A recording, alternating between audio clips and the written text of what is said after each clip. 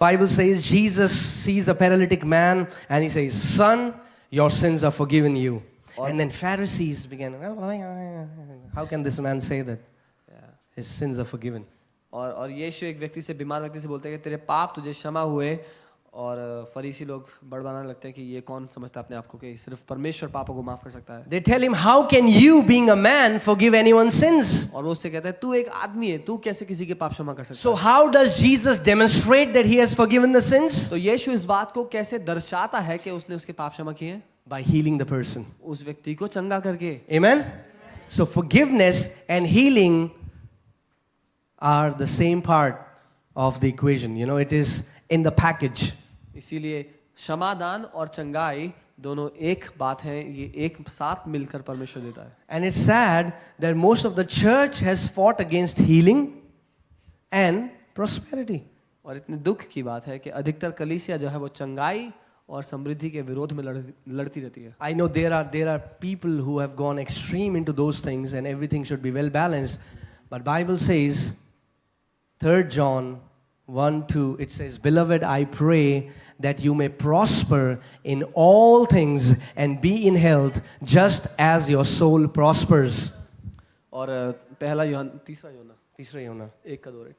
यूहन्ना 1:2 कहता है कि प्रिय, मेरी प्रार्थना है कि तुम हर बात में उन्नति करो और भले चंगे रहो जैसे तुम्हारा प्राण उन्नति करता है. In all things. इन सब बातों में उन्नति करो. Turn to your neighbor and say, "God wants you to prosper in all things." और कहिए, परमेश्वर चाहता है आप हर बात में उन्नति करें, आप सब बातों में उन्नति करें. And और God does not want that everyone should become a pastor. और परमेश्वर नहीं चाहता कि हर कोई पास्टर बन जाए. Okay? God wants to raise mighty businessmen. वो महान God wants व्यवसायियों to को raise खड़ा mighty करना चाहता है. doctors वो महान and डॉक्टर्स को खड़ा करना teachers चाहता है, and शिक्षकों को, visionaries और ऐसे and दर्शक लोग, amazing directors that will make righteous movie that will impact generations for Jesus. वो ऐसे दार्शनिक लोगों को खड़ा करना चाहता है जो दर्शन के साथ ऐसी मूवीज बनाए, ऐसे काम करे जो समाज को बदल दे. But for us, ministry is becoming a pastor. लेकिन जो चर्च ने, जो ईसाईयत ने सिखाया है, हमारे लिए सेवकाई का मतलब है पास्टर बन जाओ. No, man. नहीं. Become a director and impact millions of एक people, a generation. एक निर्देशक बन जाइए और एक पूरी पीढ़ी को आप प्रभाव डाल सकते हैं. Amen? One righteous man in the darkness will bring light wherever he is. एक धर्मी जन अंधकार में जहां पर भी वो जाएगा वो ज्योति ले आएगा. Amen? Anyway, I'm going off the topic. I'll come back. So I was saying that forgiveness and healing are connected. So मैं कह रहा था कि चंगाई और क्षमादान एक साथ है मिलकर. Amen? When we take communion, there are 2 elements in the communion. जब हम प्रभु भोज लेते हैं उसमें 2 पहलू जुड़े हैं. Right?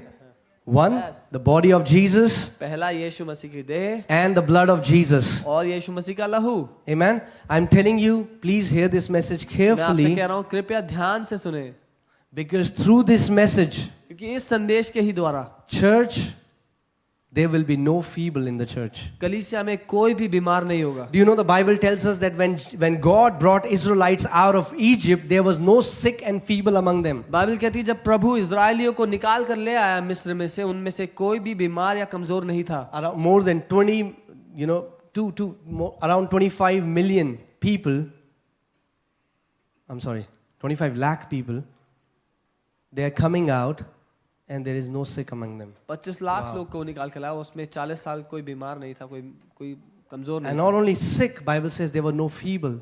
No one was even feeling dizzy. सिर्फ बीमार ही नहीं, बाइबल कहती है कोई कमजोर भी नहीं था, सब तंदुरुस्त थे. Amen? If that can happen in the old covenant, how much more in the new covenant? अगर वो पुरानी वाचा में हो सकता है तो कितना ज्यादा नई वाचा में. Amen? In the old covenant, you know the story, again, it will take weeks to go through this teaching. I'm just wrapping it up quickly. You know the story how God told them that you need to take a lamb, slay it, take the blood, put it on the doorpost. The angel of death will come. When he sees the blood, he will bypass. और आप जानते हैं जैसे प्रभु ने उनसे कहा इसराइलियों से कि एक मेमना लो, उसका वध करो, उसका लहू लेकर अपने दरवाजे पे लगाओ, जब मृत्यु का दूत आएगा तो वो देख करके अगले घर चले जाएगा.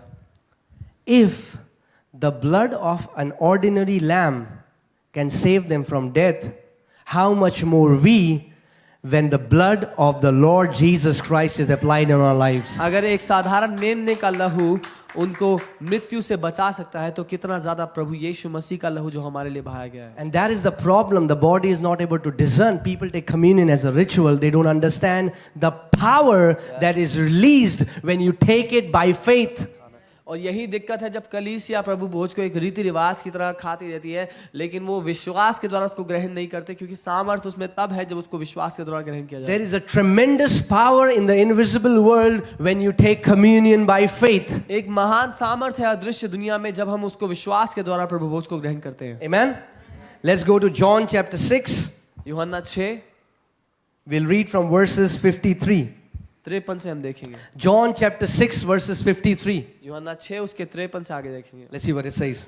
Then Jesus said to them, most assuredly I say to you, unless you eat the flesh of the Son of Man and drink his blood, you have no life in you. और यीशु उनसे कह रहा है कि जब तक तुम मनुष्य के पुत्र का मांस ना खाओ और उसका लहू ना पियो तुम में जीवन नहीं. What is Jesus saying? How can there be no life in us? And if there is no life in us, we'll be dead. And a dead person cannot eat and drink. So what is Jesus saying? और यीशु क्या कहना चाह रहे हैं यहाँ पे? अगर हम मरे हुए हैं तो हमें कोई जीवन नहीं है और हमने उसका मांस नहीं खाया उसका लहू नहीं पिया तो हमें वैसे भी जीवन नहीं है. He's saying if you don't eat the flesh of the Son of Man, if you don't drink his blood, you have no God kind of life, Zoe life in you. वो कह रहा है अगर तुम मनुष्य के पुत्र का मांस ना खाओ उसका लहू ना पियो तो तुम्हें परमेश्वर का वो जीवन नहीं है, वो जोई लाइफ नहीं है. And when Jesus was teaching this truth, Bible says many disciples got offended and around 10,000 people left him. और जब यीशु ये सिखा रहा था तो बाइबल कहती है बहुत से चेले नाराज हो गए कि ये कह के तो बहुत कठिन बात है और 10,000 लोग थे वो चले गए उसको छोड़. Let me tell you one thing. आपको एक बात बताता हूं. Truth is most of the times offending to your natural mind. जो सच है वो अधिकतम आपके स्वाभाविक बुद्धि के लिए बहुत कड़वा या बहुत ठोकर